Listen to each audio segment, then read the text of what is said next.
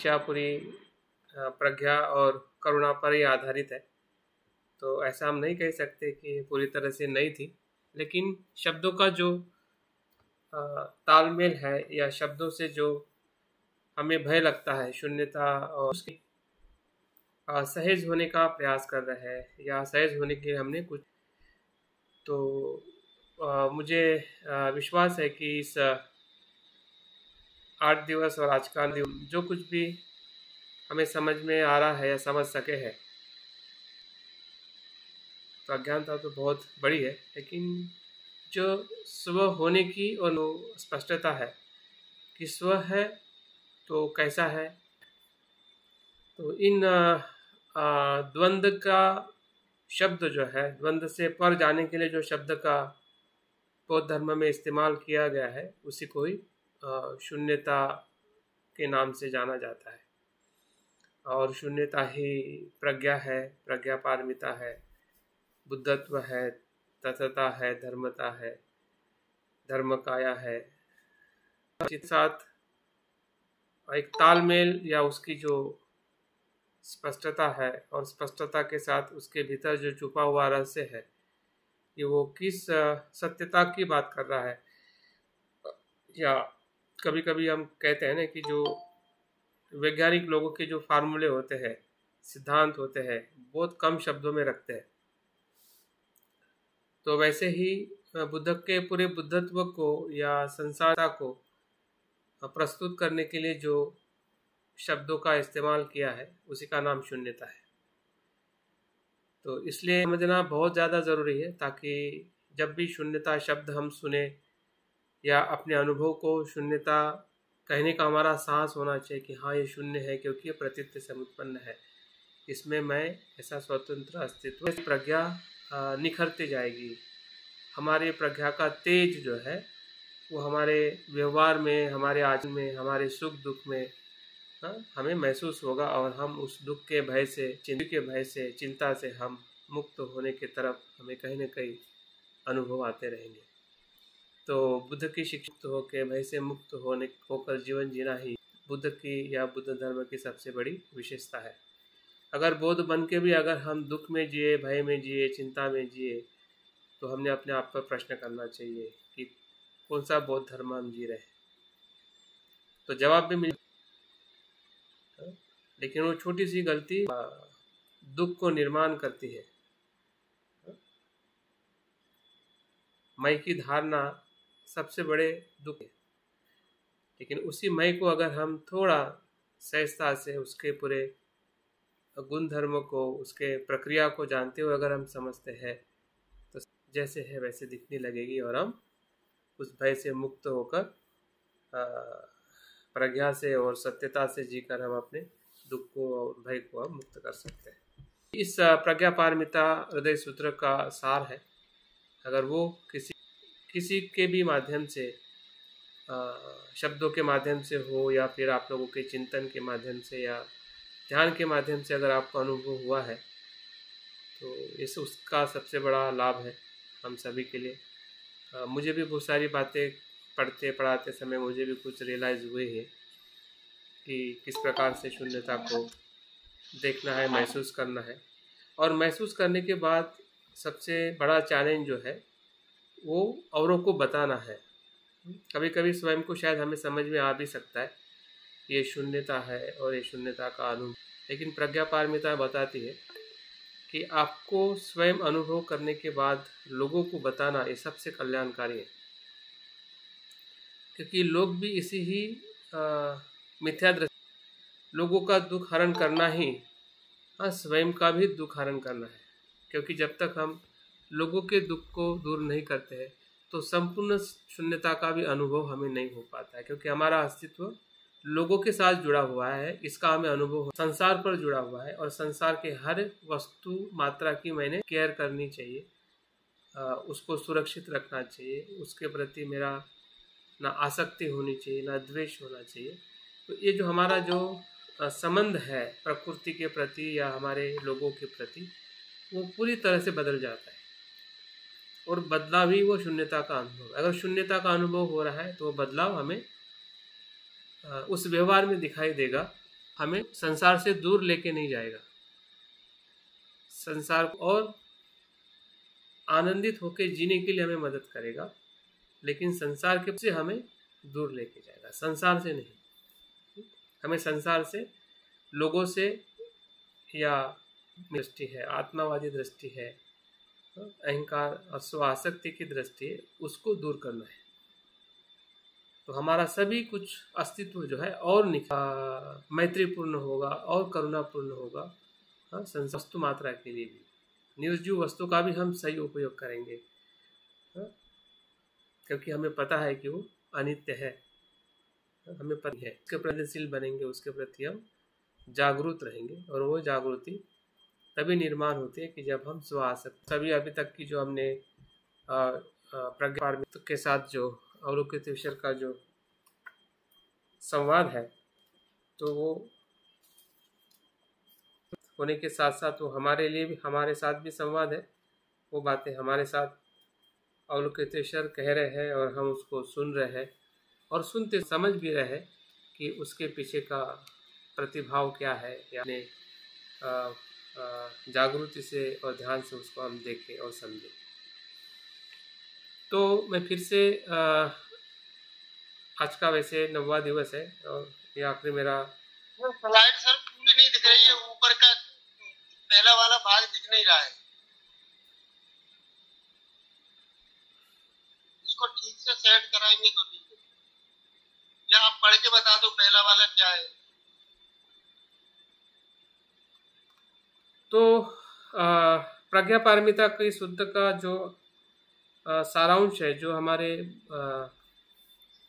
संस्कृत, पाली और मराठी भाषा में भी आप लोगों ने पढ़ा है, और उसको हमने बार बार पढ़ना चाहिए। हो सकता कुछ शब्द अभी भी हमारे हृदय में या मन के भीतर समझ, और कठिन जाना भी स्वाभाविक है, क्योंकि अपने आप को इतना मतलब ना समझे कि अभी समझ में आ जाए, क्योंकि ये समझने वाले शब्द नहीं है, अनुभव करने वाले शब्द है।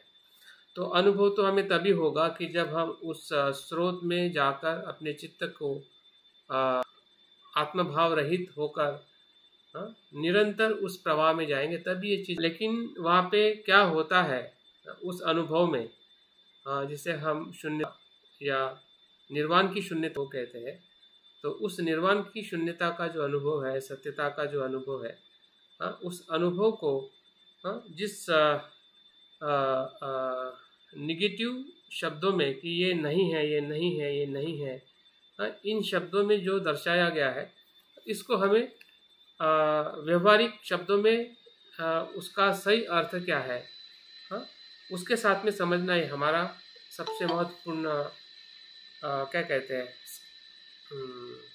समझ होनी चाहिए। उसको हमें समझने का प्रयास करना चाहिए कि नहीं होने का मतलब किस मन की अवस्था में वो नहीं होना है, वो उस मन की अवस्था में नहीं होता है जब जिसे हम निर्वाण के मन की अवस्था कहते हैं। जब हम कहते हैं कि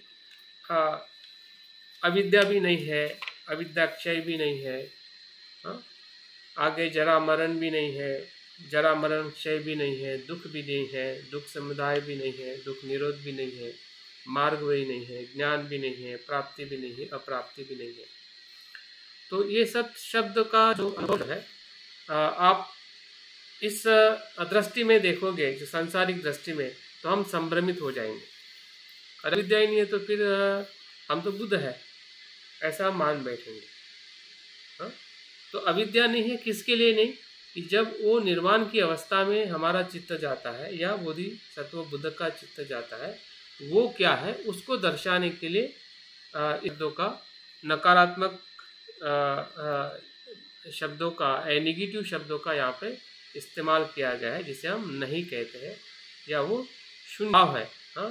तो उसका अभाव उस चित्त की अवस्था में है, क्योंकि वहाँ पे अविद्या होती ही नहीं है, अविद्या का क्षय भी नहीं होता है, क्योंकि जो भी अविद्या होना, अविद्या का क्षय होना, ये हमारे व्यवहारिक जीवन के साथ जुड़ा हुआ है, जिसे हम सांसारिक जीवन कहते हैं या भवचक्र का जीवन कहते हैं। उसमें अविद्या होती है, अविद्या के कारण संस्कार होता है, संस्कार के कारण इस प्रकार से जो हमारा भवचक्र जो है, जिसे इसको समझने के लिए इन जो 3 प्रकार के जो सत्य जो है, जिसे हम परिकल्पित सत्य कहते हैं, दूसरा जो सत्य जो है परतंत्र सत्य कहते हैं, तीसरा सत्य जो है परनिष्पन्न सत्य कहते हैं, परमार्थ सत्य कहते हैं।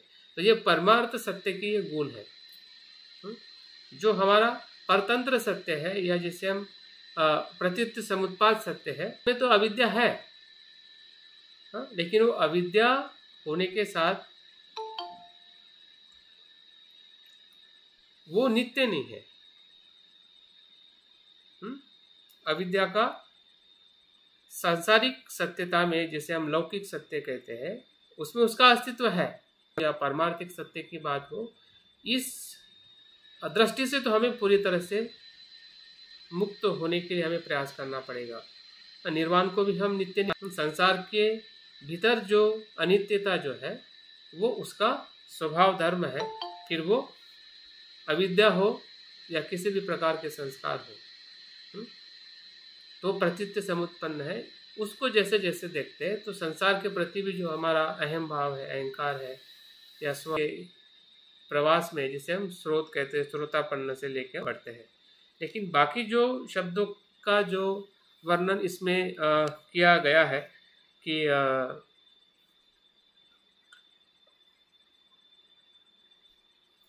चक्षु भी नहीं है, भी नहीं है, घ्राण भी नहीं है, जीवा भी नहीं है, तो अर्थ जो हम लगाते हैं, और आगे अविद्या भी नहीं है। जो हमारे 6 इंद्रिय है, 6 विषय है और 6 धातु जो है, लौकिक सत्यता में उसका अस्तित्व है, लेकिन जो पारलौकिक अस्तित्व है या निर्वाण के चित्त का जो अस्तित्व जो है, उसमें वो नहीं के अर्थ में उसको बताया जाता है। इसका मतलब वहाँ पे उसके प्रति जो संपूर्ण आसक्ति जो है, वो एक प्रकार से ऐसा कह सकते हैं कि निर्वाण के चित्त में या निर्वाण की शून्यता के चित्त में संसार क्या एक प्रकार से लीला लगता है, एक प्रकार का खेल लगता है, आना जाना। इस प्रकार से पारमार्थिक सत्य के दृष्टि से जब हम सांसारिक सत्य को देखते हैं, तो उसके होने नहीं होने का कुछ भी परिणाम जो है उस सत्यता में नहीं होता है।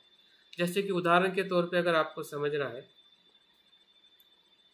कि बालक या बच्चे जो होते हैं, और हम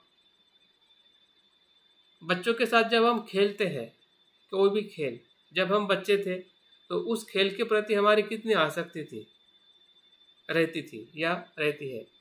लेकिन जैसे हम वयस्क हो जाते हैं, और वयस्क होने के बाद हम, तो क्या होता है, तो वो सत्य क्या होता है आपके लिए, वो खेलने का सत्य क्या हो जाता है, वो सिर्फ एक खेल रहता है, क्योंकि आपको पता है कि ये खेल मात्र है। अगर लोभ भी आएगा, द्वेष भी आएगा, तो आप बच्चों के साथ में झगड़ोगे नहीं, क्योंकि आप उस दृष्टि से देख रहे हैं जिसे हम समझदारी की दृष्टि कहते हैं। ये परिनिष्पन्न की व्याख्या कर रहे हैं सर? हाँ, परिनिष्पन्न या परमार्थ सत्य, ठीक है। तो उस सत्यता में ये जो नीचे का जो है संसार की सत्यता, एक प्रकार से लीला लगती है, एक प्रकार से माया लगती है, माया जाल लगता है। और इसलिए उस माया में, उस लीला के भीतर जो भी इंद्रिय है या इंद्रियों के विषय है या धातु है या इवन जो अविद्या है या जरा मरण है, इस सभी ये शब्द मात्र होते हैं। जरा मरण भी शब्द मात्र बनते हैं। जरा और मरण निर्वाण के लिए कुछ नहीं है, क्योंकि वो जरा मरण से पर है। क्योंकि जरा को भी उन्होंने समझ लिया, मरण को भी समझ लिया, तो जरा और मरण जो है ये सिर्फ के लिए, उस सत्यता के लिए, हमारे लिए तो रियल है, क्योंकि हम उस सत्यता में जन्म ले चुके हैं और मरण के उस प्रक्रिया में हम हैं। लेकिन जो वो चित्त जो है, जिस चित्त की बात हम परमार्थ चित्त की बात कर रहे हैं, या हम निर्वाण की शून्यता की जो बात कर रहे हैं, उसके अंदर जरा और मरण या जरा मरण क्षय जो भी अस्तित्व क्या होते हैं उसमें विलीन होते हैं, या उसका अस्तित्व नहीं होता है, उसको दर्शाने के लिए उसको कहा गया है। दुख नहीं, दुख मार्ग भी नहीं। अब ये 4 आर्य सत्य हमारे लिए कितने महत्व के हैं, लेकिन उस अवस्था में हाँ, जब निर्वाण में हम प्रवेश करते हैं, जैसे कि बुद्ध ने कहा है कि ये जो 4 आर्य सत्य है मार्ग है, तो बुद्ध ने धर्म के लिए कहा कि जब तक आप निर्वाण में प्रवेश नहीं करते हैं, हाँ, धर्म के भीतर प्रवेश करने, निर्वाण के भीतर प्रवेश करने के बाद जो धर्म जो है वो तरापे की तरह आपको उसको छोड़ देना है। तो फिर 4 आर्य सत्य आपको छोड़ना पड़ेगा, या वो तो सिर्फ नाम मात्र है उस अवस्था के लिए जरूरी हो सकते हैं, क्योंकि जब तक हम उस सांस्कृतिक शून्यता में है तो इसलिए वो शब्द हमारे लिए उपयोगी हो सकते हैं, लेकिन उसके भीतर भी उसकी सत्यता को हमें समझना है, कि उसकी जो दुख की जो परिभाषा है या दुख का कारण है, उसके भीतर भी शून्यता का अनुभव लेके ही उसको हमें ग्रहण करना है। दुख को अगर मैं करके आप ग्रहण करोगे, तो वो जो मैं का दुख जो है वो समझ में नहीं आएगा।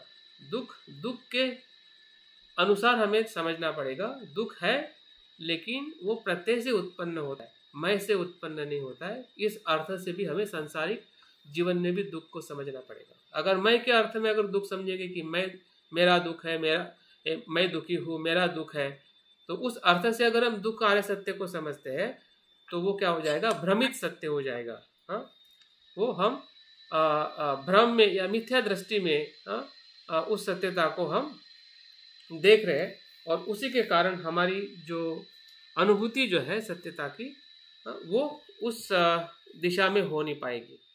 और इसलिए सांसारिक जीवन में भी हमें थोड़ी सत्यता को समझने के लिए हमें अपने शब्दों का या धर्म किस प्रकार से तराफे की तरह है, या धर्म की जो परिभाषा जो बुद्ध ने की है, शब्दों को न समझते हुए या शब्दों को न पकड़ते हुए हमने शब्द का जो तत्व है, तत्वों को समझने की ज़्यादा ज़रूरत है।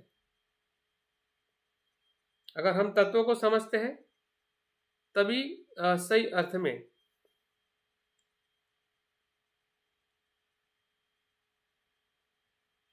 अर्थ में हम बुद्ध की शिक्षा को समझ सकते हैं।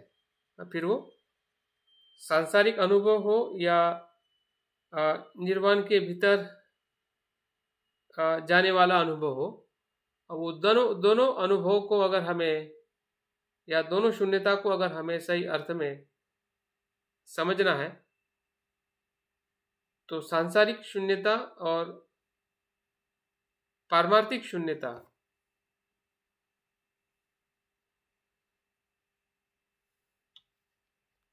सांसारिक शून्यता और पारमार्थिक शून्यता, दोनों शून्यता को हमें समझने का प्रयास करना पड़ेगा। वैसे तो पारमार्थिक शून्यता को समझना वो उस अवस्था में जाने के बाद में हम समझ सकते हैं, लेकिन अभी हम जिस अवस्था में है, सांसारिक अवस्था में है, तो सांसारिक अवस्था की जो शून्यता जो है, उसको भी समझने से हमें बहुत कुछ लाभ मिल सकता है, और हम इस संसार के उस पार का जो निर्वाण जो है, उस निर्वाण के प्रवास के लिए हम अपने आप को खुला रख सकते हैं। नहीं तो क्या होगा कि संसार को अगर हम भली भांति नहीं समझेंगे तो निर्वाण को भी हम समझ नहीं पाएंगे। तो संसार को भली भांति समझने का मतलब यही है कि सांसारिक अस्तित्व की जो शून्यता है, उसका जो है, वो स्वतंत्र, स्वयं में वो स्वतंत्र नहीं है, वो प्रतीत्य से उत्पन्न है और अनित्य है। अगर इस भाव से, अगर हम इस जागृति से अगर हम सांसारिक सत्य को देख पाते हैं, तो निश्चित ही है कि हम बहुत कुछ पर हम प्रज्ञापारमिता का अनुभव कर सकते हैं। और प्रज्ञापारमिता का एक पल का भी अनुभव जो है वो हमारे लिए बहुत मायने रखता है। क्योंकि वो संसार के प्रति जो हमारी जड़ता है या मिथ्या धारणा है, उसको पूरी तरह से वो परिवर्तित कर देता है, और वो परिवर्तन हमें एक प्रज्ञा की अवस्था में वो हमें ले जाने के लिए मदद करता है। और वहीं से हमारा जो बुद्धत्व का दूसरा जो अनुभव है, लोकोत्तर सत्यता का या धर्म की सत्यता का या निर्वाण की सत्यता का, वहाँ से वो शुरू होता है। तो इस प्रकार से हम देख सकते हैं कि शब्दों का जो खेल है वो सिर्फ एक समझाने के लिए है, लेकिन हम जो समझ के जो आगे जाते हैं वो हमारी ही चित्त का अनुभव है। अगर हमारा चित्त उस प्रकार से प्रज्ञा से देखने के लिए अगर अपने आप को अगर तत्पर करता है तो इसको समझना नहीं तो आखिरी में बोल सकते, वो जब इजाजत देते हैं बोलना है तो बोलो। हाँ हाँ ठीक है। क्या चल रहा है? वापस आ गया मैं, 1 मिनट, नेटवर्क का दिक्कत चल रहा था, लाइट चला गया था।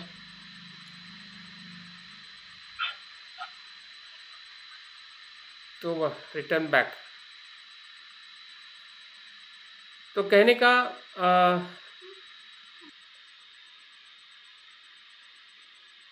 सत्यता को वैसे समझना कठिन है, लेकिन उतना ही सरल है। इतना 2 बात समझिए।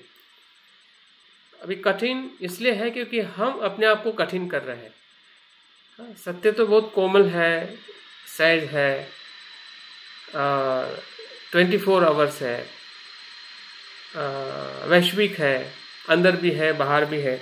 जिस जगह पे चाहो उस जगह पे सत्यता का हमें अनुभव होता है, या वो तत्पर है कि हमें उसका अनुभव हो या हम उसका अनुभव लें। लेकिन यहाँ पे जहाँ पर गलती हो रही है उस जगह पे हमें ढूंढने की ज़रूरत है। हम देखने के लिए कहीं ना कहीं अपने आप को सहज नहीं कर पा रहे, ग्रहणशील नहीं कर पा रहे। हम अपने आप से ही कह रहे हैं ये कठिन है। अगर आपने कठिन मान लिया तो फिर तो कठिन ही कठिन है। अगर अपने आप को कहा कि नहीं, देख सकते हैं कितना भी कठिन हो, समझ में तो आ ही जाएगा। अगर बुद्ध को आया है तो हमें भी आ जाएगा। हाँ, तो वो चीज़ अगर है तो सब कुछ हमें कितना भी कठिन हो, ठीक है, थोड़ा टाइम लगेगा, लेकिन जो समीप का सत्य है, जो सांसारिक सत्यता की जो बात हमें ज़्यादातर समझनी है, जो हमने रूप स्कंद है, वेदना, संज्ञा और संस्कार और विज्ञान, जो 5 स्कंद जो है, हाँ, तो निर्वाण हमारा भले उद्देश्य है, लेकिन उद्देश्य के बारे में चिंता ना करें कि वो कब प्राप्त होगा और मुझे प्राप्त करना है। वो प्राप्त करने वाली वस्तु नहीं है, वो है, पहले से ही है। तो जो है उसको प्राप्त करने का कोई उद्देश्य नहीं बनता है। अभी कुछ समझना है तो पंचस्कंदों को समझना है। एक बार पंचस्कंद समझ में आ जाएगा कि भाई ये प्रत्यय से उत्पन्न होता है, मैं मेरे आत्मभाव और अहंकार से नहीं, तो ऑटोमेटिक वो पंचस्कंद की जो पूरी आसक्ति जो है वो बुद्धत्व के श्रद्धा में परिवर्तित हो जाएगी, या बुद्धत्व के आसक्ति में परिवर्तित हो जाएगी, बुद्ध के चित्त में परिवर्तित हो जाएगी। तो आपको अलग से हमें कुछ करने की जरूरत नहीं है कि वो क्या होगा और वो कैसे होगा। हमें ये समझने की जरूरत है कि कहाँ पे हम अटके हुए हैं, हमारा अटकाव कहाँ पर है। और अटकाव का हम समझ जाते हैं, जैसे कि हम पंचस्कंदों को देख के हमें थोड़ा कुछ समझ में आया है, और उसके बाद की जो भी ये नहीं है, वो नहीं है, वो नहीं है, तो सांसारिक सत्यता के बारे में वो नहीं है। सांसारिक सत्यता में कान नहीं है, नाक नहीं, ऐसा थोड़ी हो सकते। कान तो है, नाक भी है, लेकिन नहीं होने का मतलब क्या? मतलब वो अपने आप में फंक्शन नहीं करता है, उसके किसी न किसी सहारे की जरूरत है। अगर आँख से आपको देखना है ना, तो उजाला चाहिए। उजाला नहीं होगा तो आँख अपने आप देख नहीं सकती है, इसलिए वो शून्य है। कान अपने आप में सुन सकता है क्या? अगर हवा नहीं हो, हाँ, वातावरण नहीं हो, तो आप अपने आप कान से भी सुन नहीं सकते। तो इस अर्थ से कान नहीं है। हाँ? तो कोई भी जो इंद्रिय है या विषय भी जो है या उससे बनने वाला मन भी जो है, वो अपने आप उत्पन्न नहीं होता है। और जब अपने आप उत्पन्न नहीं है तो उसको वो नहीं है, मतलब वो अपने आप में स्वतंत्र उसका अस्तित्व नहीं है। इसलिए नहीं शब्द का इस्तेमाल, मतलब उसका भौतिक रूप नहीं है। इसको बताने के लिए नहीं शब्द नहीं है। जैसे कि व्यवहारिक शब्द में, व्यवहारिक जगत में क्या कहते हैं कि नहीं है, मतलब वो नहीं है और चला गया, नहीं है। पैसा नहीं है, मतलब पॉकेट में पैसा नहीं है। उस अर्थ से हम नहीं शब्द का इस्तेमाल करते हैं व्यवहारिक जगत में। लेकिन यहाँ पे जो नहीं, नो, एम्प्टी, शून्यता, शून्य, हाँ, नकारात्मक जो नहीं होने की जो बात आ रही है, उसको हमें खास इस अर्थ से देखना है। तो हमें देखते हुए जो चक्षुष के प्रति जो हमारी धारणा है, कान के प्रति, नाक के प्रति या इंद्रियों के प्रति जो हमारी आसक्ति बनती है, या उसके प्रति जो हमारा द्वेष आता है, लोभ आता है, वो सब अपने आप शांत हो जाएगा। क्योंकि वो शांत इसलिए नहीं होता है क्योंकि उसको हम मैं कहते हैं कि मेरी आंखें हैं। नहीं कहते हैं तुम्हारी आंखें कितनी सुंदर है, मेरी आंखें कितनी सुंदर है। तो जैसा सुंदर शब्दों को सुनते हैं या बोलते हैं कि तुम्हारी आंखें कितनी खराब है, तो तुरंत हमारे आंखों के प्रति होकर हमें उस व्यक्ति के प्रति द्वेष आने लगता है या हमारे स्वयं के प्रति आसक्ति होने लगती है।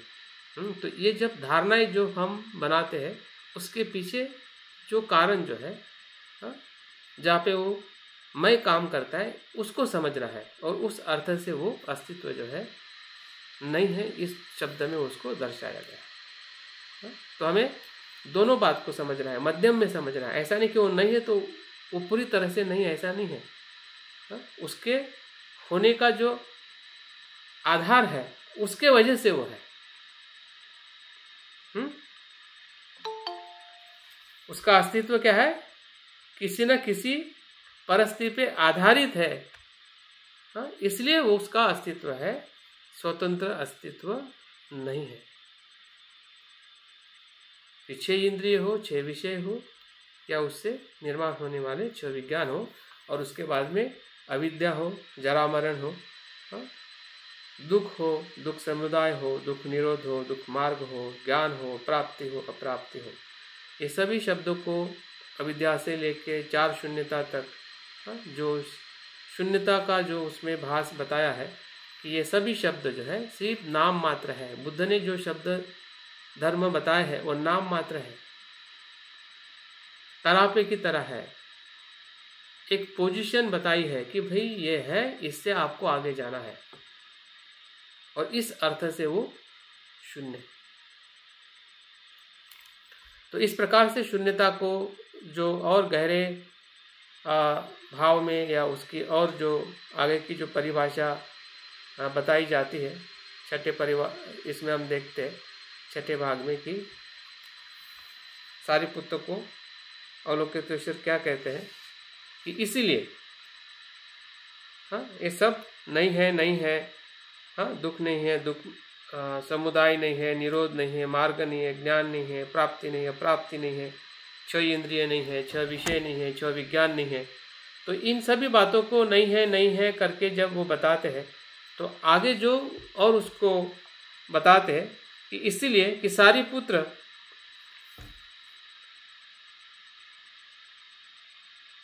किसी भी तरह की व्यक्तिगत प्राप्ति विषय साक्षी रहना और प्रज्ञा पारमिता का आधार लेने से बोधिसत्व सभी प्रकार के विचार और आवरणों से मुक्त होता है। ये सब किसके लिए? ये सब किसके लिए? ऐसा देखने का क्या क्या अर्थ है? किस लिए सब ऐसा देखना है? क्योंकि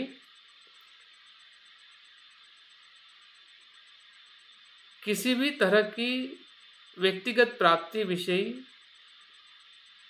उसके प्रति साक्षी रहना, जैसा है वैसा देखना, जो हम विपස්සना में कहते हैं साक्षी भाव से देखना, और प्रज्ञा पारमिता का आधार लेने से एक तो साक्षी भाव देखना, सभी अस्तित्व को या प्राप्ति अप्राप्ति या जो भी संसार और निर्वाण के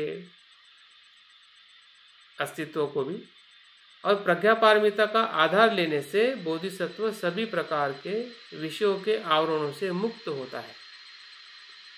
जो भी आवरण है, संसार का अज्ञान का आवरण है, निर्वाण प्राप्त करने के बाद में भी थोड़ा जो आवरण रहता है कि मैं अनंत बना हूँ, उस आवरण से भी बोधिसत्व भी मार्ग पर चलते हुए थोड़ा एक सूक्ष्म आवरण रहता है, उस आवरण से भी मुक्त होकर बुद्धत्व के शून्यता के अनुभव में जाना, यही प्रज्ञा पारमिता का आधार है। तो एक प्रकार से प्रज्ञा पारमिता सभी विचारों के आवरणों से मुक्त करने का क्या है, शस्त्र है, मार्ग है, आचरण है, अनुभव है।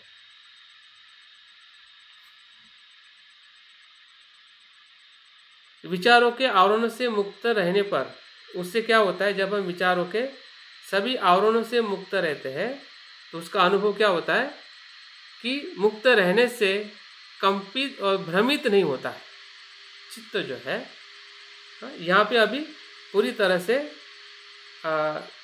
शून्यता के अनुभव में चित्त की अवस्था को इसमें दर्शाया गया है। जैसे कि हमने शुरुआत में ही कहा था कि प्रज्ञा पारमिता 3 बातों को दर्शाती है, या 3 विषयों का उसमें विश्लेषण किया गया है।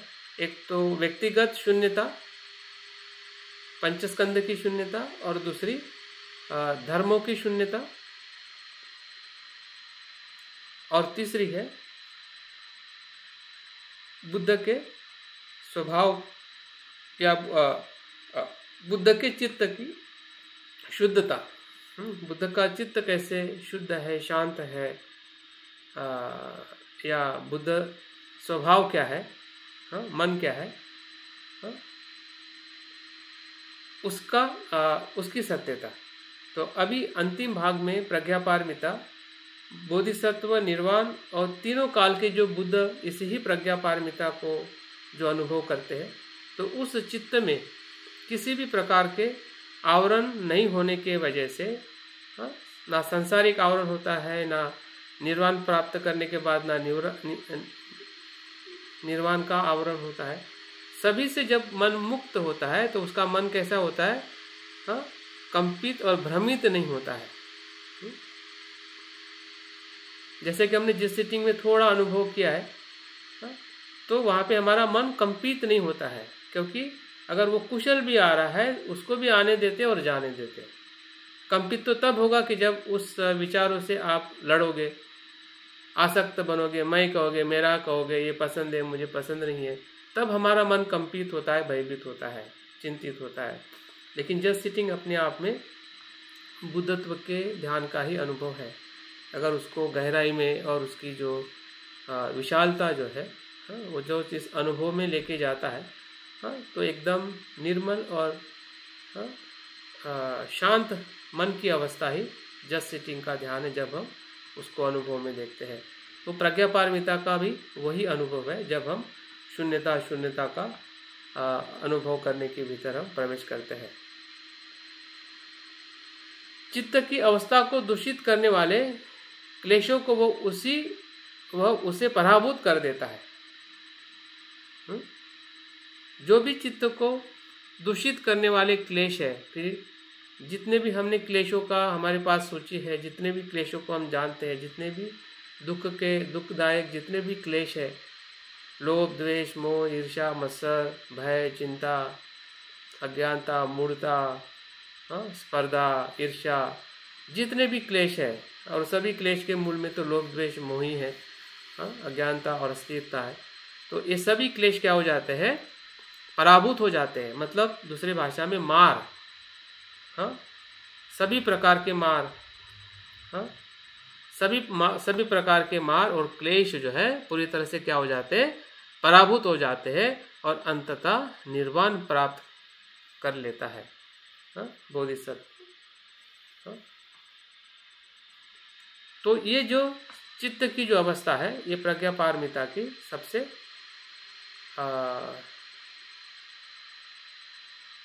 उसका जो लाभ है, उसका जो परिणाम जो हमें अनुभव करने को मिलता है, उसका इसमें है अच्छी तरह से वर्णन किया गया है।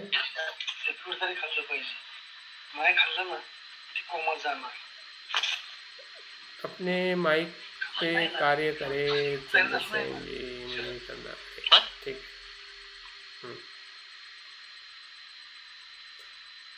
और तीनों कालों में जो कोई भी बुद्ध होता है, फिर वो दीपंकर बुद्ध हो और फिर उसके बाद में जितने भी बुद्ध हुए हैं, या शाक्य मुनि गौतम, सिद्धार्थ गौतम बुद्ध हो, आने वाले मैत्रेय बुद्ध हो, सभी बुद्ध जो है अनुत्तर प्रज्ञा पारमिता में ही जागरूक होते हैं, कारण वे प्रज्ञा पारमिता का ही आधार लेते हैं। सभी बुद्ध दीपंकर से लेके सिद्धार्थ गौतम बुद्ध तक, उसके बाद में जो मैत्रेय बुद्ध आएंगे या जो भी बुद्ध आते हैं, तीनों काल के जो बुद्ध जो है इसी ही प्रज्ञा पारमिता को जागरूक करके उसी के आधार पर ही वो बुद्धत्व को प्राप्त करते हैं, जिसे हम शून्यता का अनुभव कहते हैं। तो इस प्रकार से प्रज्ञा पारमिता का जो अनुभव जो है वो शुद्ध चित्त का अनुभव है, मुक्त चित्त का अनुभव है, जिसमें किसी भी प्रकार का ना क्लेश होता है, ना कंपन होता है, ना उसमें अज्ञानता होती है, जिसे हम प्रभास्वर चित्त कहते हैं, बुद्ध चित्त कहते हैं। बहुत सारे शब्दों से उसको हम परिचित है। तो इस प्रकार से जो पूरी तरह से जो चित्त का अनुभव जो है वही प्रज्ञा पारमिता के सूत्र में जो भी हम शून्यता का अनुभव कर रहे हैं, पंचस्कंद में हो या फिर 6 इंद्रिय में हो या 6 विषयों में है, विज्ञान में हो या उनकी बताई हुई शिक्षाएं है, उस शिक्षा में हो, एकंदरित सभी धर्मों में जो स्वभाव, सभी धर्म का लक्षण शून्यता जो है, जो ना उत्पन्न होता है, ना लय होता है, ना वो मलिन होता है, ना वो निर्मल होता है, ना अपूर्ण होता है, ना पूर्ण होता है। इस सभी द्वंद्व से पर जो चित्त जो है वो यही चित्त है, जिस चित्त को हम बुद्धत्व का चित्त कहते हैं या अप्रतिष्ठित चित्त कहते हैं, क्यों किसी में भी प्रतिष्ठित नहीं होता है, सभी में वो शांत रहता है, शून्य रहता है, सभी से मुक्त रहता है, किसी संसारिक या किसी भी धर्म में वो प्रतिष्ठित नहीं होता है, क्योंकि प्रतिष्ठित होने जैसा जो तत्व जो है वो किसी भी धर्म में नहीं है, क्योंकि वो सभी धर्म जो है स्वभाव से स्व से शून्य है। तो उसके अनुभव में ही बुद्धत्व का बोधि चित्त का या ऐसा कह सकते हैं कि उस चित्त में वो स्वयं में ही नहीं होते हैं, मतलब वो व्यक्ति ही नहीं होता है, पूरा ब्रह्मांड उसमें आ जाता है, सभी जीव मात्रा उसके चित्त के भीतर आ जाते हैं। वो चित्त मतलब सिद्धार्थ बुद्धत्व का या कोई भी व्यक्ति बुद्ध होता है तो वो व्यक्तिगत चित्त नहीं होता है, वो निरपेक्ष और वैश्विक चित्त होता है। मतलब वैश्विक चित्त में सभी उसमें समाविष्ट हो जाते हैं, सभी का अस्तित्व उनके चित्त के भीतर सत्यता के रूप में प्रकट होने लगता है। इसलिए बुद्ध की जो करुणा जो है वो महाकरुणा होती है, वो किसी की अपेक्षा के आधार पर वो करुणा नहीं करते, शून्यता के अनुभव पर सभी को देखते हैं कि सभी जो स्वभाव से शून्य है, और उस शून्यता के आधार पर करुणा से वो लोगों को दुख से मदद करने के लिए वो सहज प्रवृत्ति से उनकी जो करुणा जो है वो प्राकृतिक करुणा होती है, उनकी कोई इच्छा के आधार पर उनमें करुणा नहीं होती है, ना भेद के आधार पर करुणा होती है कि मैं उसको मदद करूं उसको ना करूं, तो उनकी करुणा जो है प्रज्ञा की तरह निरंतर वो उसी के साथ सभी ऐसा कह सकते हैं कि सभी समय और स्पेस उससे पर होती है, जिसे अकाली को कहते हैं। तो इसलिए बुद्ध के उस अनुभव को महायान परंपरा में बाद में फिर उसको अलग अलग कायाओं में, जैसे कि धर्म काया है, संभव काया है, या अलग अलग बुद्ध के प्रज्ञा के अलग अलग स्वरूपों को बुद्ध के अलग अलग रूपों में या प्रज्ञा के तत्व में उसको दर्शाया गया है, ताकि सभी लोग उस बुद्ध के साथ एक रूप हो सके और सत्यता का वो अनुभव कर सके। तो अंतिम और 7वें भाग के अंदर इसमें जो प्रज्ञा पारमिता को जो मंत्र के रूप में जो प्रस्तावित किया गया है, क्योंकि मंत्र एक अपने आप में ऐसा कह सकते हैं कि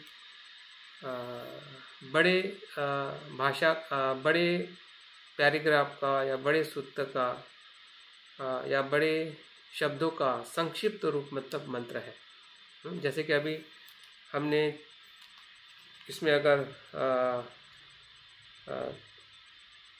जितनी गाथा है, हो सकता है कि इसमें 100 गाथा आसपास हो। 100 गाथा का जो संक्षिप्त रूप जो है 5 शब्दों में 6 शब्दों में करना और उसके आधार पर पूरे सूत्र को अनुभव करना, यही मंत्र का एक अपने आप में महत्व है।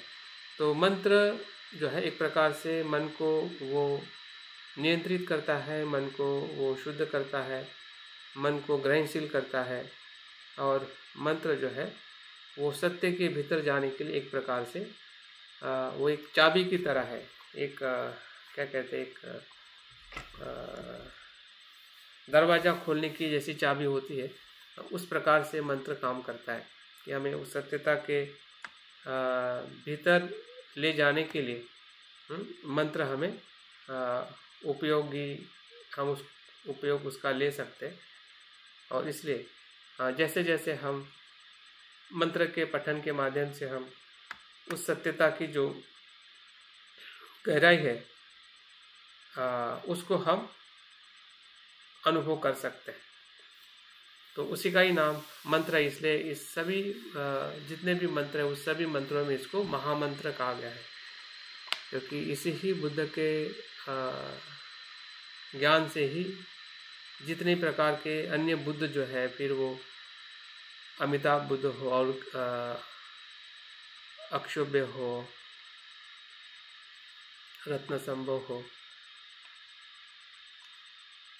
या अमोघ सिद्धि हो, या अनेक प्रकार के जो बोधिसत्व हो, उन सभी बोधिसत्वों के या बुद्ध के अलग अलग रूपों में प्रज्ञा का ही तत्व और करुणा के तत्व को ही उसमें अभिव्यक्त किया गया है। तो इसलिए सभी मंत्रों में प्रज्ञा पारमिता का मंत्र अत्यंत महत्व का है, क्योंकि उसी के स्वरूप में ही सभी बुद्ध बोधिसत्व उसमें जन्म लेते हैं, उसी के आधार पर उनकी चर्या होती है। तो उस अर्थ से मंत्र को इसको महामंत्र कहा गया है, महाविद्या मंत्र कहा गया है, अनुत्तर मंत्र कहा गया है। महाविद्या मतलब सभी विद्याओं का मंत्र है, अनुत्तर मतलब सर्वश्रेष्ठ मंत्र है, सर्व दुखों को शांत करने वाला मंत्र है। जितने भी दुख है, जितने भी क्लेश है, फिर वो शारीरिक हो, मानसिक हो, धार्मिक हो, आर्थिक हो, या जितने प्रकार से भी हम पीड़ित हैं, और इसलिए सभी दुखों का अंत अगर हम अवलोकितेश्वर के अगर हजारों हाथों में देखते हैं, तो हजारों हाथों में अलग अलग वस्तु लेके अवलोकितेश्वर लोगों को मदद करते हैं, उनके दुखों को किसी को आहार चाहिए, किसी को किताब पुस्तक चाहिए, किसी को कुछ चाहिए, किसी को कुछ चाहिए। तो अनेक हाथों से जब वो मदद करते हैं, तो आपने देखा होगा, अगर आपने 100 हैंड्स वाले अगर आपने अवलोकितेश्वर देखा होगा, तो उनके हाथ में वस्तु भी है और उनके हाथ में आग भी है। यहाँ पे उनकी आँख होती है। आँख मतलब वो एक शून्यता का या प्रज्ञा का प्रज्ञा चक्षु है। उस आँख से देखकर मतलब अस्तित्व को वो देखती है जैसा है वैसा, और उसी के आधार पर वो उसको मदद करती है। मतलब वो स्वयं को भी स्वरहित देखती है, और सभी जीवों को स्वरहित देखती है। एक स्व करके या एक आत्मभाव करके या वो व्यक्ति है, व्यक्ति करके वो देखती नहीं है, वो प्रतीत समुत्पन्न व्यक्ति है ऐसा देख के वो मदद करती है। जैसे वो स्वयं को देखती है वैसे ही वो हर मनुष्य को देखती है, हर सत्वों को देखती है, और उस सत्व के भाव से ही वो करुणा से उसको मदद करती है। और इसलिए ये सर्व दुखों का शांत करने वाला मंत्र है। ये जहाँ फिर सत्य होगा वहाँ पे मिथ्या कैसी होगी? प्रज्ञापारमिता जहाँ पे होगी वहाँ पे अज्ञान और मिथ्या धारणा अस्तित्व में हो ही नहीं सकते। जहाँ पे प्रकाश हो वहाँ पे अंधेरा नहीं होता है। और ये मंत्र जो है, यही मंत्र प्रज्ञापारमिता ने निवेदन किया है, जिसे हम बार बार उसका पठन करते। गते गते पार संगते बोधि स्वाहा। गते गते मतलब संसार की शून्यता को हमें समझना है। संसार उत्पन्न होता है और लय होता है, प्रतीत समुत्पन्न है। गते गते मतलब संसारिक शून्यता, पार गते मतलब उस पार की जो शून्यता है, निर्वाण की शून्यता, उस शून्यता के उसको भी शून्यता के तौर पे उसको हमें देखना है। उसमें भी ऐसा कोई ठोस ऐसा स्व नहीं है, वो भी स्व रहित है, लेकिन वो संसार से मुक्त है, प्रपंचों से मुक्त है, दुखों से मुक्त है, ऐसी शून्यता है। और पार संगते मतलब सभी को ले जाने वाला मार्ग जो बोधिसत्व का मार्ग है, वो पार संगते, सभी मिलकर निर्वाण को प्राप्त करने का जो मार्ग है वो बोधिचित्त और बोधिसत्व का मार्ग। और बोधि स्वाहा, तो तीनों शून्यता जो है वो अंतिमता बुद्धत्व के अनुभव में उसको विलीन करनी है। वो प्राप्त करने के बाद में भी उसके प्रति भी जो स्व, एक सूक्ष्म स्व रहता है कि मैं बोधिसत्व हूँ, मैं अरहंत हूँ, तो उस स्व को भी विलीन कर देना है कि ऐसा भी कुछ नहीं है, क्योंकि वो भी स्वभाव रहित है, शून्य शून्य है। तो बोधि में उसको स्वाहा करते हैं, शून्यता को, जिसे बोधि स्वाहा कहते हैं, बुद्ध को। तो इस प्रकार से पूरा जो प्रज्ञापारमिता का दर्शन जो है, अगर उसको हम चंद शब्दों में देखें तो चंद शब्द यही है कि बोधिसत्व के मार्ग को समझते हुए हमें उसकी जो शून्यता है, अस्तित्व की शून्यता है, और शून्यता में अस्तित्व है, अस्तित्व में शून्यता है। दो शब्दों का पूरा खेल। अस्तित्व मतलब सब कुछ, उसमें हम स्वयं भी आ गए और सभी धर्म भी आ गए, वो अस्तित्व है। और अस्तित्व क्या है? शून्य है। शून्य का मतलब स्वयं में वो स्वतंत्र नहीं है, सेल्फलेस है। फिर वो व्यक्तिगत धर्म हो या बाहर का धर्म हो या भीतर का धर्म, सभी अस्तित्व, और उस शून्यता में ही अस्तित्व है। क्योंकि शून्य है इसलिए अस्तित्व है। अगर कुछ चीज नित्य होती या स्वयं में स्वतंत्र होती तो अस्तित्व ही नहीं होता। अस्तित्व बनता ही है कि जो कुछ प्रत्यय हो, बिन प्रत्यय से या बिन आधार से कोई अस्तित्व नहीं है। बुद्ध का होना भी संसार का दुख आधार है। अगर दुख, संसार में दुख ही नहीं है तो बुद्ध की करुणा किसके लिए?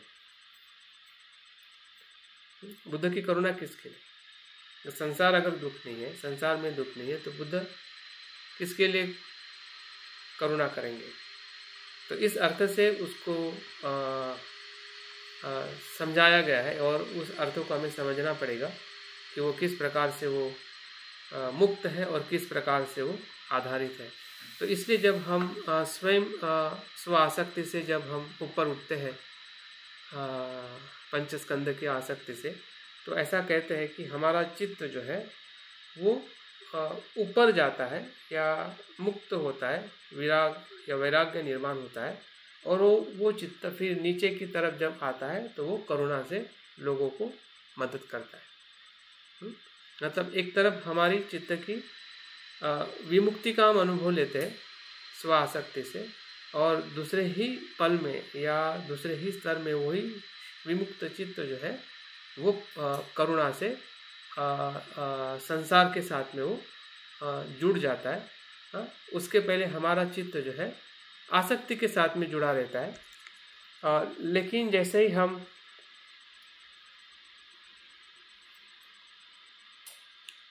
स्व आसक्ति से हम छूट जाते हैं या स्व आसक्ति से हम पर का अनुभव लेते हैं, तो वो अनासक्ति का अनुभव जो है वो हमारे चित्त में करुणा को निर्माण करता है।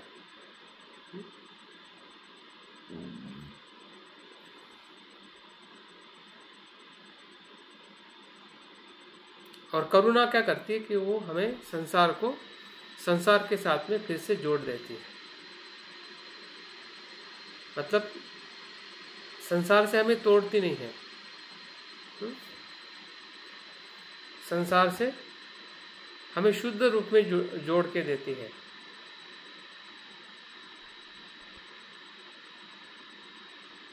और संसार के साथ हम फिर से मैत्री से करुणा से रहते हुए हम संसार के लोगों को बुद्धत्व की तरफ ले जाने के लिए मदद करते हैं। तो इस प्रकार से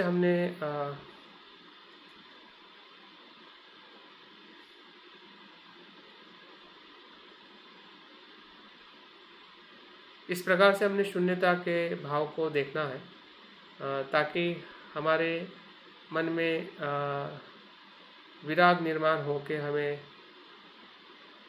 संसार के प्रति हमारी कुछ भी जिम्मेदारी नहीं है, या संसार हमारे लिए नेटवर्क का प्रॉब्लम है। नेटवर्क का प्रॉब्लम नहीं है, बार बार लाइट जा रही है इसलिए नेटवर्क टूट रहा है। तो कहने का मतलब यह है कि जब हम स्व की आसक्ति से ऊपर उठते हैं तो सही में क्या होता है, जो अभी तक हमने जो भी सीखा है उसका अगर हम कंक्लूजन करते हैं तो आपकी मेरी या हम किसी की भी जब पंचस्कंदों के प्रति जब स्व आसक्ति छूट जाती है और अनासक्ति भाव जब निर्माण होता है तो हमारा चित्त विराग और विमुक्ति के तरफ जाके फिर से वो संसार की तरफ करुणा से वापस आता है। मतलब संसार को छोड़ता नहीं है, इसलिए डरने की जरूरत नहीं है। विमुक्ति से निर्वाण से हमें डरने की जरूरत नहीं है। विमुक्ति को जाकर भी हमें संसार में ही वापस आना है, लेकिन संसार में हमें वापस आना है करुणा से। फिर संसार में हमें रहना है, लोगों को, संसार के लोगों को भी हमें उस मार्ग पर ले जाने के लिए। इसलिए निर्वाण जो है वो अंत नहीं है, इस अर्थ से वो अंत नहीं है, और संसार शाश्वत भी नहीं है। तो शाश्वत और जो उच्छेदवाद की जो हमारी जो भूमिका है, हमारा मन जो है, उससे हमें बाहर आना है। संसार में रहना मतलब ऐसे कोई शाश्वत नहीं कि हम हमेशा सुखी रहेंगे या सुखी ही मिलता, ऐसा नहीं है। और निर्वाण मतलब इस संसार का अंत भी नहीं है, वो मध्य है। उसमें आकर फिर से हम संसार के लोगों को करुणा के माध्यम से उसको हम मदद करते हैं, या मदद करने के लिए हम अपने जीवन को समर्पित करते हैं। तो इस प्रकार से अगर हम शून्यता को एक आशावाद और एक जीने की जो ऊर्जा है, जीने की ऊर्जा को समाप्त नहीं करना है। जब शून्यता अरे कुछ नहीं है, सब कुछ ऐसा ही है, फिर चलो जाने दो, अपना करो, बाद में का लोगों का क्या। तो लोगों का क्या मतलब, वो लोग उसमें आ ही जाएंगे, क्योंकि लोगों के सिवाय हमारा अस्तित्व कैसे हम देख पाएंगे, है ना। अगर खाना बनाने वाला खाना नहीं बनाएगा, किसान अगर खाना फसल नहीं करेगा तो आप कहाँ से खाओगे, कपड़े कैसे पहनोगे। तो हमारा जो अस्तित्व जो है पूरा आधारित है, उसको समझना ही शून्यता है। मतलब हमारी जो मैत्री है, करुणा को और ज़्यादा बल मिलता है जब हम शून्यता से अपने को और पूरे संसार को देखते हैं। हमारे भीतर जो द्वंद्व है या क्लेश है या आसक्ति है, मर्यादित दृष्टिकोण है, भाषा से, लिंग से, प्रांत से, कितने सारे बैरियर्स हमने बनाए हैं। अभी देश की बात करें तो देश को छोड़ दो, कस्बे के अंदर भी हमारी मैत्री नहीं है, मोहल्ले के बाहर भी हमारी मैत्री नहीं है। दूसरे मोहल्ले का होगा, दूसरे धर्म का होगा तो वहाँ पे मैत्री खत्म और तटस्थ होगा तो फिर तो कुछ लेना देना ही नहीं उसके साथ पड़ोसी है तो चलो भाई उसको मदद कर लेते ताकि वो हमें मदद करेगा, नहीं तो हम भी मदद करना छोड़ दें तो ये हमारी दृष्टि है, अरे व्यवहारिक दृष्टि है, लेकिन ये सत्य दृष्टि नहीं है। और बौद्ध की तो बिल्कुल नहीं है। आप देखिए कि जो श्रीलंका के लोग हो, म्यांमार के लोग हो, या हम विद्यार्थी को देखते या उनके संपर्क में जब आप आओगे तो उनका जो मन और उनका जो व्यवहार जो है पूरा खुला रहता है, पूरा खुल के मदद करते हो। वो ये नहीं देखते कि वो कौन है क्या है, वो ये देखते कि मनुष्य है, बस उसको मदद की ज़रूरत है, मदद कर दो। उनके मन में ये भाव नहीं होता है कि वो तेरा वो मेरा, तो क्योंकि शून्यता के भाव में वो आचरण करते हैं। तो हमें समझने में थोड़ी ज़्यादा देरी लग रही है या हम उस बात को शायद ज़्यादा ग्रहणशील नहीं है, लेकिन इसके सिवाय धर्म नहीं है, इसके सिवाय बुद्ध की शिक्षा का अनुभव नहीं है। बाबा साहब ने भी जो दिया है उसी से हमें दिया है, नहीं तो बाबा साहब को इतना करने की क्या ज़रूरत थी। जो उन्होंने किया उसकी अगर कल्पना भी करे तो बोधिसत्व क्या होते पता चल सकता है हमें, या शून्यता क्या है। अगर बाबा साहब में आके किसी भी चीज़ का अगर अहंकार होता, स्व की आसक्ति होती, तो कब के रुक जाते, कितनी जगह पे वो रुक सकते थे, कितनी जगह पे वो रुक सकते थे। जब जब उनको मृत्यु का भय आया होगा, मृत्यु सामने दिखा होगा, तब भी रुक सकते थे। बीमारी का भय आया तब भी रुक सकते थे। कितने सारे उनको रोकने के लिए बड़े बड़े नेताओं ने पूरी तरह से दीवारें खड़ी की थी, तब भी रुक सकते थे। तो रुकने के लिए कहीं भी रुक सकते थे वो, क्योंकि उनके लिए कोई परिस्थिति थी नहीं चलने के लिए। लेकिन वो चलते गए, मतलब उनके भीतर का जो मैं का जो भाव जो था वो नहीं था। मैं के भाव से उन्होंने अपने अस्तित्व को बनाया नहीं है, और उसके कारण ही वो इतना महान कार्य कर सके। इतनी ऊर्जा, इतना संघर्ष और इतनी चुनौतियाँ, और हर दुख को उन्होंने देखा है। सिर्फ अपने लोगों के दुख को नहीं देखा है, महिला के दुख को देखा है, किसान के दुख को देखा है, मजदूर के दुख को देखा है, और इतना ही नहीं अन्य समाज के दुख को भी देखा है। मतलब पूरे उन्होंने विश्व के दुख को देखा, विश्व से भी वो चिंतित थे। हाँ, जो मार्क्सवाद फैल रहा था, और अभी भी हम देखते हैं मार्क्सवाद कहाँ तक फैल के कितना कुछ नुकसान कर रहा है, हाँ, डिक्टेटरशिप के वजह से। तो वो भी उन्होंने देखा था कि वो बढ़ेगा, और उसको फाइट करने वाला एक ही धर्म है, वो बुद्ध की शिक्षा है। हाँ, बुद्ध ही मार्क्स का सॉल्यूशन है या हिंसा का सॉल्यूशन है। तो बाबा साहब की जो करुणा या प्रज्ञा जो रही है, वो इसी के ही अनुभव से हम देख सकते हैं कि कोई एक व्यक्ति ऐसा कैसे कोई जी सकता है, क्या हो सकता है उनमें कि जिनके वजह से उन्होंने इतने अद्भुत उनके जीवन में उन्होंने निर्णय लिए या उन्होंने संपूर्णता को प्राप्त किया है और हमें उससे लाभान्वित किया है। आज हम जो भी खिल रहे हैं या जी रहे हैं, या आने वाली जो पीढ़ी जो आगे अपने जीवन में जो भी सुख को या सम्मान के जीवन को जो प्राप्त कर रही है करेगी, तो वो उनके ही प्रज्ञा करुणा का एक क्या कहते हैं अनुभव है। ऐसा कह सकते हैं कि बाबा साहब ही अवलोकितेश्वर है, क्योंकि उनकी प्रज्ञा जो है 10 प्रकार की प्रज्ञा है, क्योंकि एक प्रकार की बुद्ध बाबा साहब के पास प्रज्ञा नहीं है, और थाउजेंड्स ऑफ उन्होंने वर्क किया है। अगर एक एक दिन बाबा साहब का देखते हैं तो ऐसा कोई दिन नहीं है कि जिस दिन में बाबा साहब शांत बैठे होंगे या घर पे बैठे होंगे। उनके पूरे जीवन क्रम में हर एक दिवस का उनका क्रम जो है सुबह से उठकर शाम तक, हर दिन, हर साल, हर महीने के भीतर बाबा साहब कुछ न कुछ लोगों के हित और कल्याण के लिए उन्होंने कार्य किया है। तो वो क्या है, ये बाबा साहब के वो अनेक कार्य, अनेक हाथ है। तो हम भी अपने अस्तित्व को उस प्रकार से बनाने के लिए, अगर हम शून्यता के या आत्मभाव की गलत धारणा को अगर हम तोड़ते हैं या उसको शून्यता के भाव में देख पाते हैं, तो मुझे लगता है कि हम में से वैसे जो सुप्त जो बोधिसत्व है वो हम में से बाहर आ सकते हैं। उसमें कोई उम्र की या शिक्षा की या किसी लिंग की या किसी परिस्थिति की ज़रूरत नहीं है। परिस्थिति एक ही है कि हमें प्रज्ञा से अपने स्व को देखना है। तो अंतिमता में कुछ बात करके फिर मैं अपनी बात को यहाँ पे समाप्त करना चाहूँगा। तो बोधिसत्व जो है चार बातों से बोधिसत्व का बल बढ़ता है। 4 बातों को मैं संक्षिप्त में बताऊंगा कि ऐसी कौन सी 4 बातें जिससे बोधिसत्व अपना बल बढ़ाते हैं या उनका बल बढ़ता है। हम भी अपने आप को उस पद पे देख सकते हैं, क्योंकि हम सभी बौद्ध जो है कहीं ना कहीं उसी ही मार्ग का अनुसरण करते हैं कि हम भी अपने लिए और समाज के लिए एक अच्छा व्यक्ति के रूप में हम अपने आप को देख पाते हैं।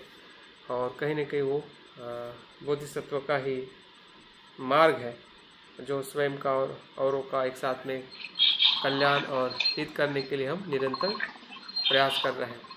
तो उसमें 4 बातें कौन सी है संक्षिप्त में मैं बताना चाहूँगा, ताकि उसका एक हमें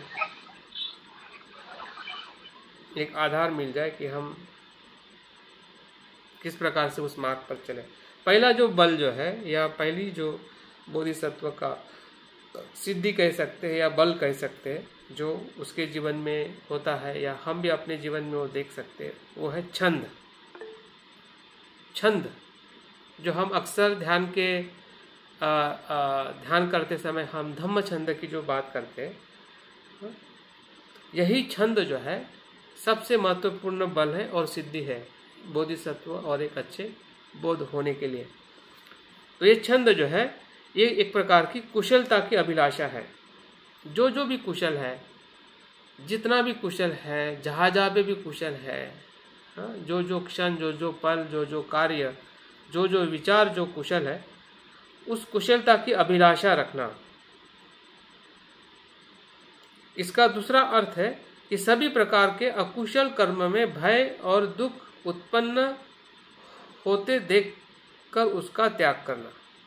ये सोचकर त्याग करना कि वो अकुशल है, जो भय और दुख को निर्माण करता है, वो नहीं करना, उसका त्याग करना। और जो भी कुशल है उस कुशल की अभिलाषा रखना, इच्छा रखना, उत्साह रखना, उसके लिए हमेशा तत्पर रहना, जो भी कुशल है। तो ये छंद जो है, तो इस छंद में ध्यान का भी छंद एक अपने आप में बहुत ही श्रेष्ठ छंद है। फिर उसमें पढ़ने का छंद है, लोगों को मिलने का छंद है, किताबें लिखने का है, कविता लिखने का है, निसर्ग को देखने का है, पेंटिंग करना है, गीत सुनना है, गीत लिखना है। तो ये जितने भी कुशल स्किलफुल छंद है जिसमें हमें भीतर जाने के लिए या अपने स्वयं के या सत्यता के संपर्क में आने के लिए जो भी हमें उपयोगी होता है, वो सभी कुशल, जिसमें लोभ नहीं है, जिसमें द्वेष नहीं है, जिसमें अज्ञान नहीं है, ऐसे सभी कुशल विचार, आचरण या जो भी हमारे हॉबीज़ भी उसमें आ सकती है, जो भी कुशल हॉबीज़ है। तो ये छंद को है, उसको हमें विकसित करना है या उसको हमें समझना है। दूसरा जो बल है या सिद्धि है वो है दृढ़ संकल्प। जो भी हम कर रहे हैं उसमें हमने दृढ़ संकल्प रखना चाहिए, जिसको हम दृढ़ता कहते हैं, अधिष्ठान कहते हैं। जो भी हम कर रहे हैं, अगर आप किताब पढ़ रहे हैं तो किताब पढ़ने का भी हमने दृढ़ संकल्प करना चाहिए, कम से कम मैंने आधा घंटा पढ़ना चाहिए या इस किताब को पूरा पढ़ देना चाहिए। तो ये छोटे छोटे या ध्यान के विषय में हो या शिविर करने के विषय में हो या जो भी हम कुशल सोच रहे हैं या कुशल की जो अभिलाषा कर रहे हैं, तो उसमें हमारी दृढ़ता होनी चाहिए, जिसे हम प्रतिज्ञाबद्धता कहते हैं। दृढ़ता नहीं होगी, संकल्प नहीं होगा, जो हम अष्टांगिक मार्ग में भी देखते हैं कि सम्यक दृष्टि के बाद में संकल्प आता है। तो संकल्प का मतलब है कि आपकी भावना उसमें इन्वॉल्व होनी चाहिए। अपने भावना से प्रतिसाद देना चाहिए कि हाँ, ये मुझे करना ही है, ये मैं कर ही रहा हूँ या करूँगा ही। और उस करने का जो आनंद जो है वो हमें ज़रूर मिलेगा अगर हम उस दृढ़ता के साथ उसको हम करते हैं। तो एक दूसरे प्रकार का बल है या सिद्धि है हमें उस बोधिसत्व के मार्ग पर चलने के लिए। तीसरा जो बल है या सिद्धि है वो है रति। रति मतलब आनंद और प्रीति। जो रति हमें ध्यान में मिलती है वही रति हमें सत्कर्म में हमें आनंद लेना चाहिए। सत्कर्म मतलब हमारा दान हो, शील हो, मिलना हो, जो भी हमारे सत्कर्म है। एक छंद एक मन के साथ जुड़ा हुआ है, कर्म जो है आपके काया वाचा के साथ और मन के साथ जुड़ा हुआ है। छंद कर्म करने की शुरुआत है जब आपके मन में कुशल विचार आता है, अभिलाषा आती है कि मैंने करना चाहिए। लेकिन जब आप उसके करने में आनंद कर लेते हो, आपने संकल्प कर लिया कि मुझे ये करना है, और करने के बाद उसमें आप आनंद लेते हो, रति मिलती है, प्रसन्नता मिलती है। अगर आपको दान करके अगर प्रसन्नता नहीं मिल रही, इसका मतलब कुछ तो भी गड़बड़ है। अगर हम ध्यान करने में अगर हमें आनंद नहीं मिल रहा है, इसका मतलब हमारा ध्यान छंद के साथ में नहीं हो रहा है या दृढ़ संकल्प के साथ में नहीं हो रहा है। तो हमने अपने आप पर ही सवाल करने चाहिए। अगर हमें आनंद नहीं मिल रहा है कुछ करने में, कुछ सुनने में, जो भी हम कुशल कर्म कर रहे हैं, सत्कर्म कर रहे हैं, तो उसमें रति का अनुभव होना। यह रति जिस प्रकार से हमें संसार के प्रति रति होती है और हमें खाने में आनंद मिलता है, पहनने में आनंद मिलता है या सांसारिक भोग करने में जो आनंद मिलता है, तो एक सांसारिक रति है। उस रति को हमें इधर ट्रांसफॉर्म करना है सत्कर्म में, कुशल कर्म में। धम्मरति कह सकते हैं सर? धम्मरति कह सकते हैं? हाँ, धम्मरति कह सकते हैं, सत्कर्म की आनंद की, बिल्कुल। तो वो रति मतलब एक प्रकार की आसक्ति है, लेकिन वो आसक्ति वो शुद्ध कर्म करने के प्रति आसक्ति है। और वो रति हमें ज़्यादा ऊर्जा देती है। अगर आप में प्रसन्नता हो, आपके कर्म में, आपके चेहरे पर, आपके भीतर और बाहर, तो वो आनंद जो है, प्रीति जो है, वो हमें मुक्ति की तरफ ले जाती है, अनासक्ति की तरफ ले जाती है। क्योंकि वो प्रीति जो आनंद जो संसार की नहीं होती है, संसार से मुक्त होने के कर्म के साथ जुड़ी रहती है, सत्कर्म के साथ। दान की रति हो, फिर शील की रति हो, ध्यान की रति हो, तो वो रति क्या करती है, हमें संसार के रति से मुक्त करती है। क्योंकि उसको वो मिल गया कि जो आपको चाहिए था। जो रति हम उसमें आनंद मनाते थे, अभी हम इसमें आनंद मना रहे हैं। तो पूरा शिफ्टिंग हो जाता है, पूरा आपका चित्त है, आपका कर्म जब शिफ्ट हो जाता है, पूरी तरह से प्रभाव में आ जाता है, तो वहाँ पे एक ही अनुभव आगे हमें मिलता है, जिसे हम मुक्ति कहते हैं। और वही जब अनासक्ति की जो अनुभूति जो है, जब हम उस अनुभव को जो अनात्म भाव से उसको देखते हैं, अनासक्त से उसका जब हम अनुभव लेते हैं, तो वो मुक्ति का मार्ग बन जाता है। तो चौथी जो है मुक्ति, अनासक्ति, विमुक्ति, जो हमें बोधिसत्व पद पर या बोधिसत्व के बल को और विकसित करने के लिए हमें मदद करती है। तो इस प्रकार से जो चारों सिद्धि और बल जो है, ये सभी प्रकार के जो हमारे बोधिसत्व मार्ग पर जितने भी क्लेश है या निवरण है हमारे चित्त में, हमारे कर्म में, उसको परिशुद्ध करने के लिए वो हमें मदद करती है। तो बोधिसत्व अपने आप में शून्यता का अनुभव हमें कभी भूलना नहीं चाहिए। बोधिसत्व वही है कि जो अपने पंच स्कंद और धर्म को शून्यता भाव में देखता है। तो शून्यता क्या बताया सर? हाँ,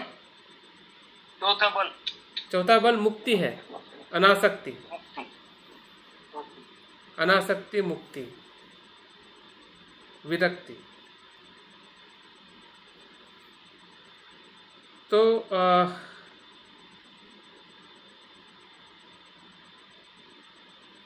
इस प्रकार से जो हमारा पथ है या जो प्रज्ञापारमिता हृदय सूत्र का जो केंद्र है वो हम स्वयं हैं और हमारा ही चित्त है।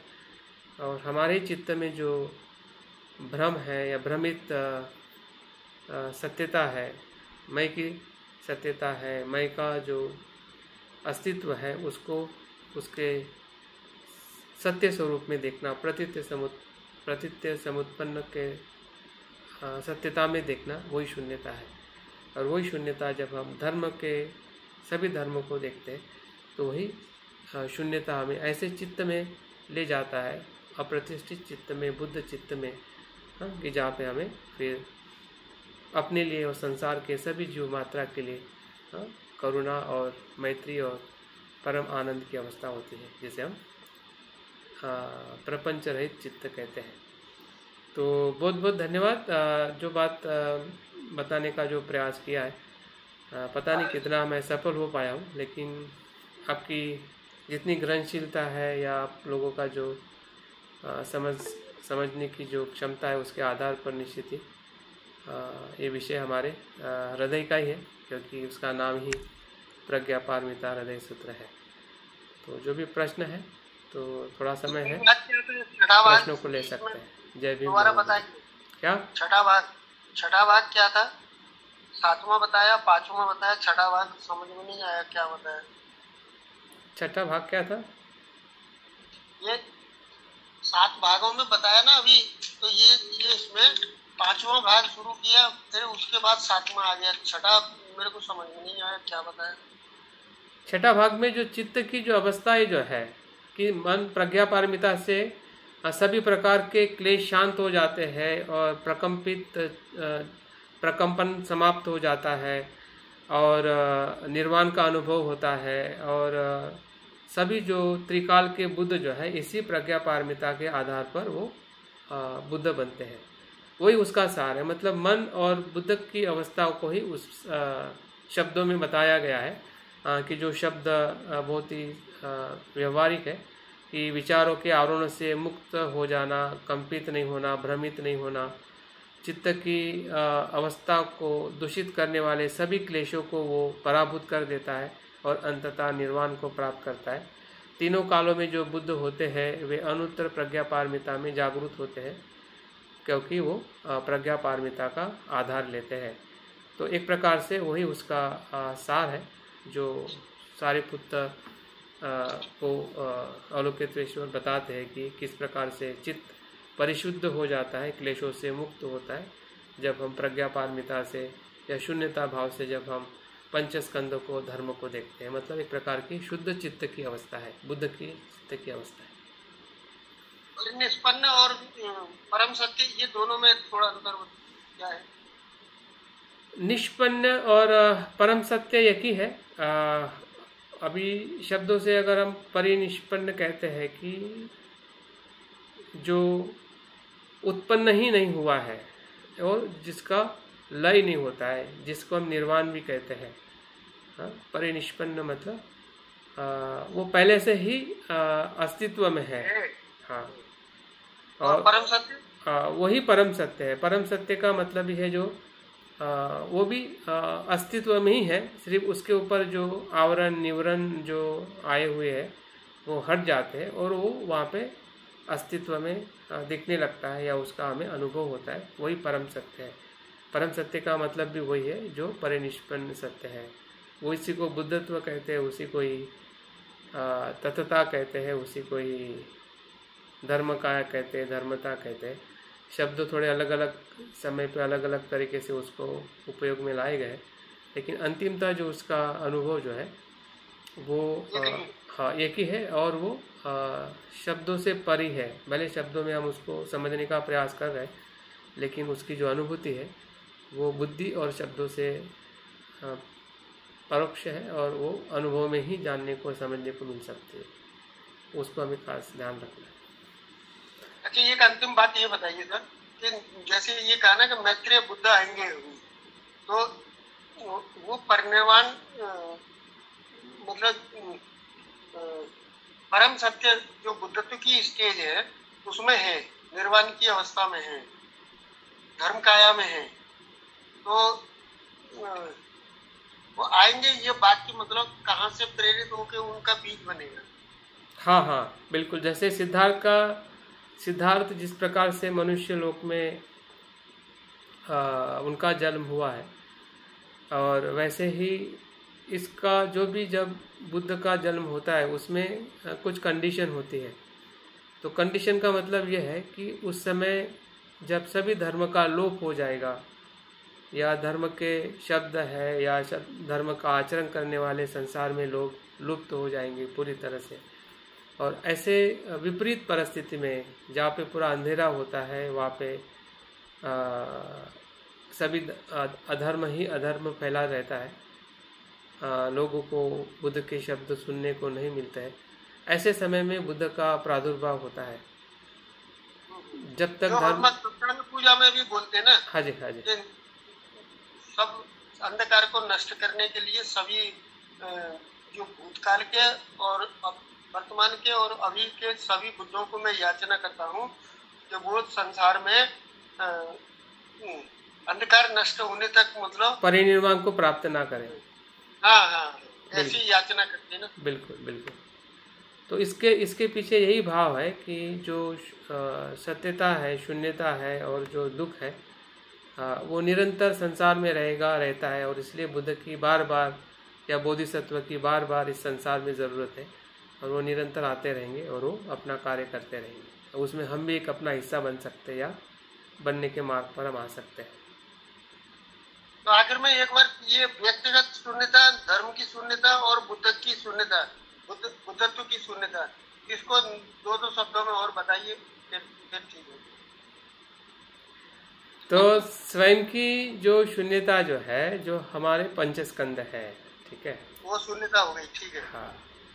दूसरी धर्म की शून्यता। धर्म की शून्यता मतलब संसार के जो पंचस्कंद के अलावा भी जो भी धर्म है, पंचस्कंद तो अपने आप में धर्म में आ ही जाता है, लेकिन उसके अलावा भी जो अस्तित्व जो है, जैसे हम उनके भी धर्म है। हाँ हाँ, जैसे कि हमारे रिश्तेदार है, या बाहर के जो लोग हैं, पेड़ पौधे हैं, या जो भी आंतरिक और बाह्य जितने भी अस्तित्व जो है, सभी अस्तित्व को धर्म कहा गया है।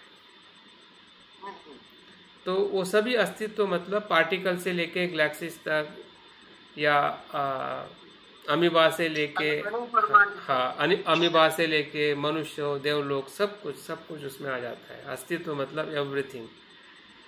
तो हाँ, वो एवरीथिंग को धर्म कहा गया है, ठीक है, और वो धर्म का स्वभाव भी शून्य है। मतलब ऐसा कोई अस्तित्व नहीं है कि वो अपने आप में स्वतंत्र है, फिर वो पार्टिकल हो, या अमीबा हो, या मनुष्य हो, या कोई मानसिक घटना हो, विचार हो, भावना हो, कुशल हो या कुशल हो, सुख हो या दुख हो, निर्वाण हो या संसार हो। तो सभी जो अस्तित्व जो है धर्म के दायरे में, वो सब शून्य है, क्योंकि वो उनका स्वयं का स्वतंत्र अस्तित्व स्थापित नहीं होता है, क्योंकि वो सभी किसी न किसी आधार से उत्पन्न होते हैं, इसलिए वो शून्य है। तो ये नैरात्म धर्म, नैरात्म शून्यता होगी जो परमार्थ सत्यता की तरफ हमें ले जाती है, और हमारा जो ज्ञान के ऊपर जो आवरण जो है अविद्या का, उसको नष्ट करती है। पहला जो आवरण जो है स्वयं के ऊपर, वो जो क्लेश जो है, क्लेश को शांत करती है, क्लेश को शुद्ध करती है। पहली शून्यता स्वयं की शून्यता, ठीक है। और जो दूसरी शून्यता जो है धर्म नैरात्म जो है, और अज्ञान को नष्ट करती है। मतलब क्लेश भी नष्ट हो गया और अज्ञान भी नष्ट हो गया, ठीक है। और फिर बाकी जो रहा या जो बाकी जो अस्तित्व का जो हिस्सा रहा वो प्रकाश ही प्रकाश है, जो पहले से ही वहीं पे था। शुद्धता पहले से ही, हमारा चित्त शुद्ध ही था, हाँ, जिसे हम बुद्ध का चित्त कहते हैं, या हाँ प्रभास्वर कहते हैं, या तथता कहते हैं, या जो ना उसका उत्पन्न होता है ना लय होता है, ऐसा जो चित्त जो है वो अनंत है, असीम है, सभी में समाविष्ट है, सभी के साथ वो उसमें सभी का अस्तित्व समाया हुआ है, वैश्विक है। ऐसा चित्त जो है वो बुद्ध का चित्त है, जो हमारे भीतर हमें अनुभव होता है और सभी के भीतर हमें अनुभव होता है। मतलब बुद्ध जो है वो सिर्फ बुद्ध नहीं होते हैं, संसार में बुद्ध देखते हैं। हाँ, बुद्ध क्या है, संसार में बुद्ध के स्वभाव को देखते हैं। तभी तो बुद्ध कहते हैं कि भाई तुम में मुझ में फर्क नहीं है, फर्क इतना ही है कि मैं जागरूक हुआ हूँ, तुम जागरूक नहीं है। बाकी जो मुझ में है वही तुम में है, जो सत्य मुझ में है वही सत्य तुम में है। इस प्रकार से बुद्धत्व अनुभव होता है। चैतन्य के आधार पर एकाकार। हाँ हाँ हाँ हाँ हाँ, बिल्कुल बिल्कुल। चित्त के आधार पर वो वैश्विक स्तर पे उसका अनुभव लेना ही परम चित्त है। संसार में अलग अलग मनुष्य के शरीर के हिसाब से अलग अलग ये करते हैं। हाँ हाँ बिल्कुल। तो ये तीनों जो विषय जो है वही प्रज्ञा पारमिता के मूल सिद्धांत है कि हमें स्वयं की शून्यता देखनी है, धर्म की शून्यता देखनी है, और हमारे जो बुद्ध स्वभाव को हमें रियलाइज़ करना है कि मेरा जो मैं जो हूँ वो अहंकार नहीं है, मेरा शुद्ध रूप जो है बुद्ध है। और बुद्ध का मतलब अहंकार से मुक्त, जिसमें प्रज्ञा और करुणा ही करुणा है। वो स्वभाव, हाँ, वो बुद्ध का स्वभाव है, वो मेरा स्वभाव है और सबका स्वभाव है।